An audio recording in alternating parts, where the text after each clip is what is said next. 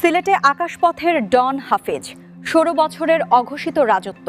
তদন্ত রিপোর্টের বিশেষ প্রতিবেদনে থাকছে বিস্তারিত।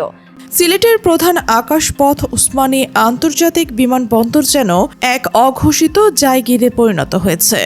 বিমানবন্দরের ব্যবস্থাপক হাফিজ আহমেদের দীর্ঘ ১৬ বছরের একক আধিপত্য, সীমাহীন অনিয়ম এবং দুর্নীতির চাঞ্চল্যকর তথ্য প্রকাশে এসেছে।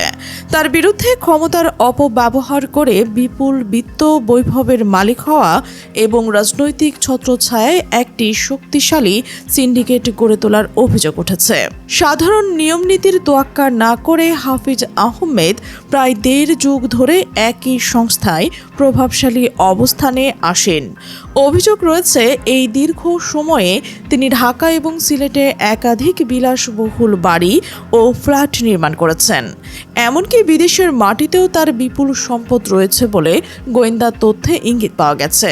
তদন্তে জানা গেছে, বিমানবন্দরের ছোট বড় সব ধরনের কাজ, বিশেষ করে টেন্ডারবাজি, ক্যাটারিং এবং নিয়োগ বাণিজ্যে হাফিজের রয়েছে একচ্ছত্র নিয়ন্ত্রণ। তার অনুগত একটি চক্র বিমানবন্দরের নিরাপত্তা ও প্রশাসনিক ব্যবস্থাকে জিম্মি করে রেখেছে। রাতের আধারে বিমানবন্দরের সংরক্ষিত এলাকায় প্রভাবশালীদের নিয়ে আসর বসানোর মতো গুরুতর অভিযোগও তার বিরুদ্ধে দীর্ঘদিনের। পট পরিবর্তনের সাথে সাথে অত্যন্ত চতুরতার সাথে রাজনৈতিক পরিচয় বদলে ফেলায় সিদ্ধহস্ত এই কর্মকর্তা বিগত সরকারের সময় যেন প্রভাব বিস্তার করেছিলেন। বর্তমান প্রেক্ষাপটেও নিজের অবস্থান সুসংহত করতে তিনি মরিয়া হয়ে উঠেছেন। তার এই কৌশলী অবস্থানের কারণে বিমানবন্দরের সাধারণ কর্মচারীদের মধ্যে চরম ক্ষোভ বিরাজ করছে। ওসমানী বিমানবন্দরের মতো একটি গুরুত্বপূর্ণ জাতীয় স্থাপনা শৃঙ্খলা রক্ষার্থে এবং দুর্নীতিবাজ কর্মকর্তাদের দৌরাত্ম্য বন্ধ করতে অবিলম্বে নিরপেক্ষ তদন্তের দাবি জানিয়েছেন সচেতন মহল।